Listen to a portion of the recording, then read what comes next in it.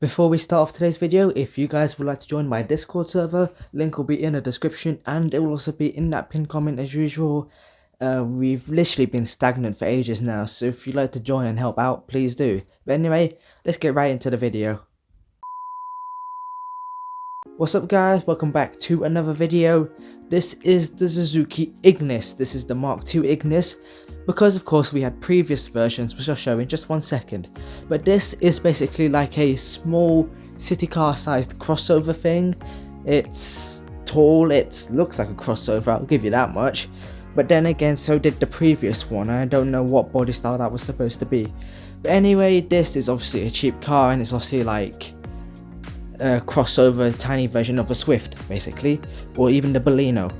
But this is the old one, which you could get as a 5-door or you could get as a 3-door. Now there was a saloon version, but I'm not sure that was sold in the UK. I've never ever seen one. But anyway, that's really all I can say for it. Let's get right into it.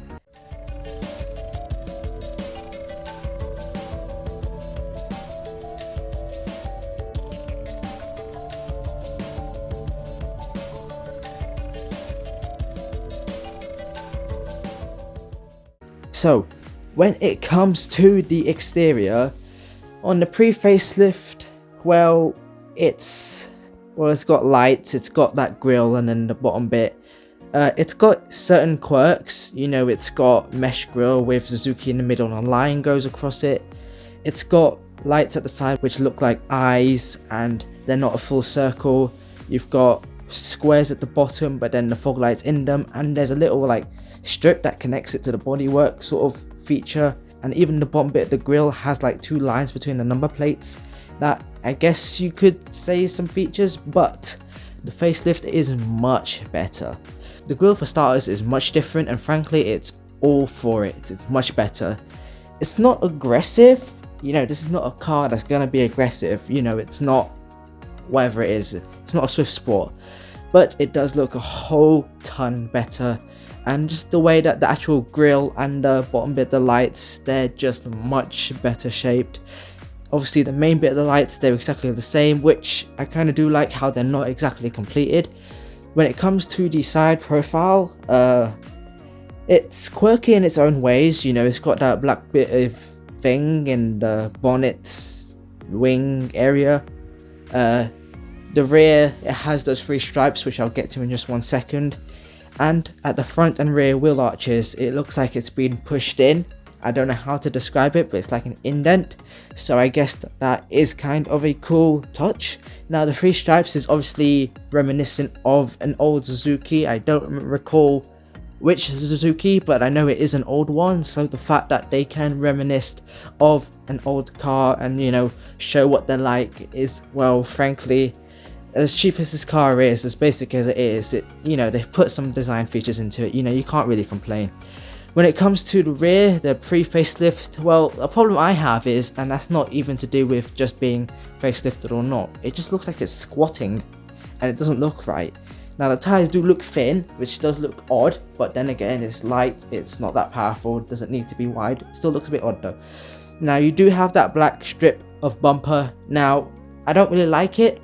It looks cheap. Now you're probably thinking, well, yeah, it's a cheap car, what do you expect?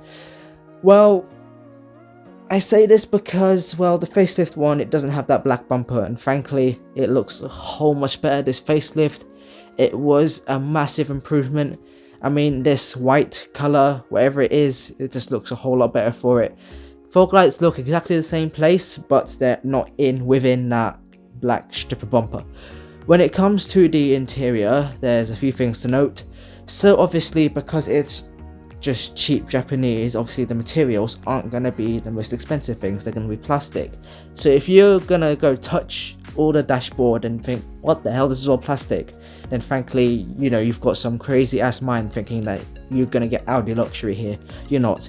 Now I know it's cheap and I know it's to be expected, but I'm just saying that, you know, some people have high expectations, and, well, what can I say? You obviously got your infotainment screen there, and, well, gauge cluster is really simple. You obviously got controls which are quite low down, to be honest, especially the lowest one, which is like hidden. Only a little bit, but it's hidden underneath, kind of like the Volkswagen Lupo GTI. Now, something to note about the colours is you'll notice the majority of it is black and then there's a white strip. You could also get it with, well, black at the top and then white at the bottom, or you could get completely white and then just a black strip. And where the gear shifter is, you can also get like multiple colours. So the ones I've got here are blue and red, and not only that, well, red, orange, whatever it is, you got the 3 stripes once again. Suzuki adding features. You know, it may be cheap, but it does have design flair. You know, you gotta have something to make it stand out. If it's bad, well, I wouldn't say bad, if it's just not something in another way.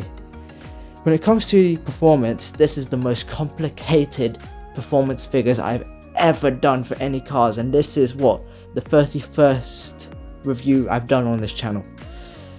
So you got a normal 1.2 litre and then you got one with a mild hybrid.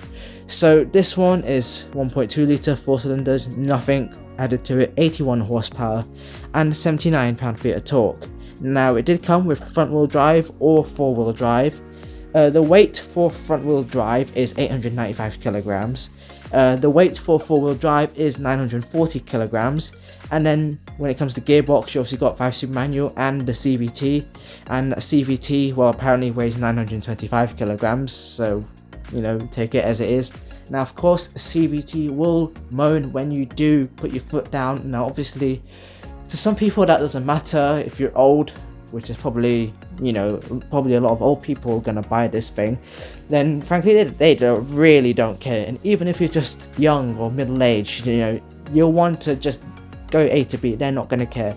But for us car people, you know, they are quite frowned upon within the car world. I'm pretty sure there are some that like them, some that favouring them, and you know what, it's up to them. I don't have a problem with them liking it, but this is me. So 0 to 60 for the manual was 12.3 seconds. For the 4-wheel drive, it was 12.4 seconds. For the CVT, somehow it was less at 12 seconds. Normally CVTs are slightly slower. The top speed for the manual and for the 4-wheel drive version is 103 miles an hour. And then for the CVT, it goes to 96, so not even 100. But you see why this is so complicated now. I mean, you've got 3 0 to 60s, you've got 3 weights, you've got 2 drivetrains, 2 top speeds, you know, 2 gearboxes. What is, ugh.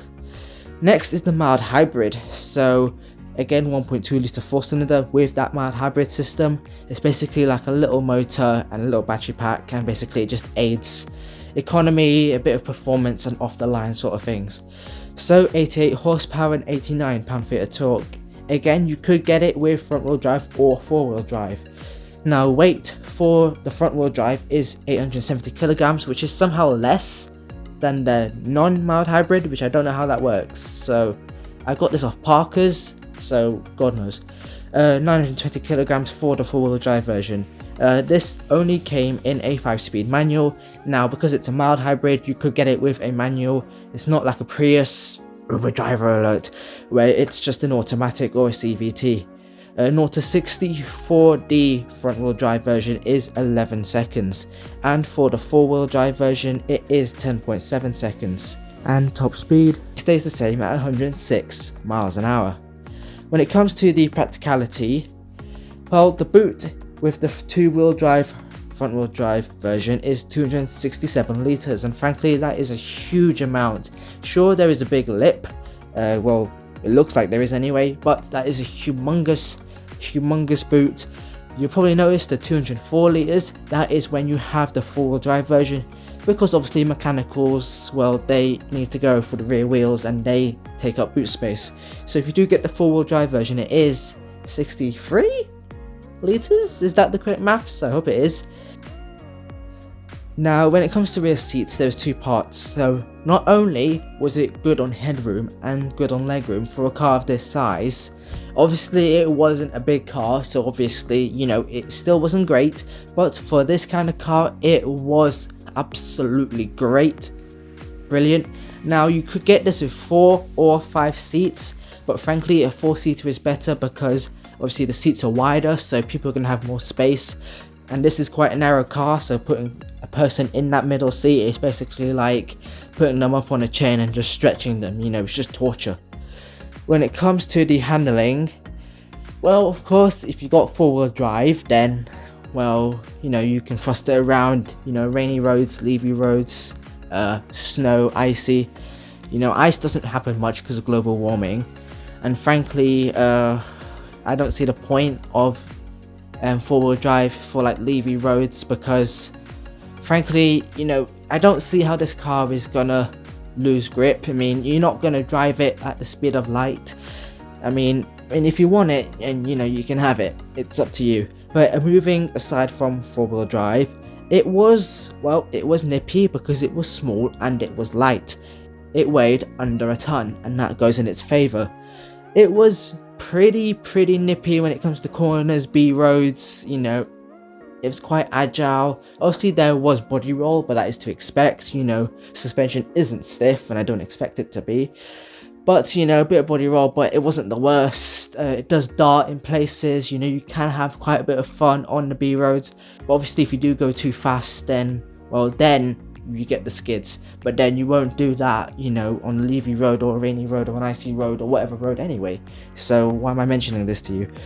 Is there anything else worth noting? Well, for once in my life, I have no clue.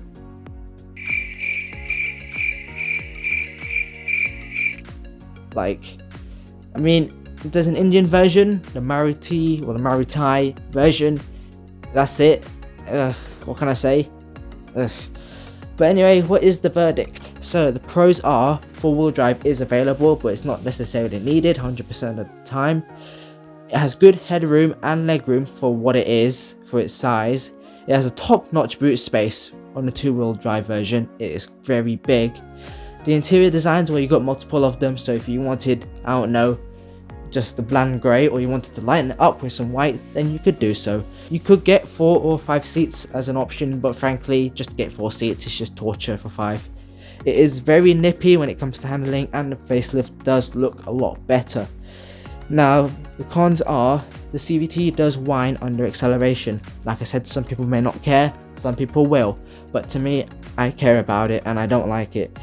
The rear does look like it's doing a squat, and not in a good way. It's just odd. This is just a personal matter to me. It's not like, you know, it's not actual bad problem. The interior buttons are quite low. That is an actual problem, not, you know, how the rear looks like. The pre-facelift, my thinking of it, it just looks limp. Looks not bland, but just lame, boring. Not even boring, just whatever the word is. And the plastics are cheap in the interior, but again, that is to be expected. It's not an expensive car at all. But anyway, that does conclude the review of the Suzuki Ignis. If you guys would like to check out my reaction channel, types of Dyson spheres. Type 1 is to build a ring of orbits. those are bloody lampshades, not bloody Dyson spheres. Wirelessly transfer the energy back to the home planet. A Type 2 is to build a bubble of satellites around the That's a star. golf ball. That's a golf ball now. Of the light, but not all of it. And a Type 3 is to completely swallow the star with a solid shell of matter. That's a disco ball. Then that would be great. I will leave a link in the description below. If you could subscribe, that would be great. I've obviously got my YouTube shorts and I've got my normal reaction videos. So if you do subscribe, that will be greatly appreciated. It will mean a lot to me. And obviously subscribe to this channel. This channel is actually growing. But this is next week's car, so if you know what it is, let me know in the comments below. And of course, speaking of comments below, if you have a car you want me to review, then you can also leave that in the comments below, and if there is enough information online, I would happily oblige and do a video, but that's if I haven't got any cars before it that are planned. But anyway, that is it, and I'll see you guys next week.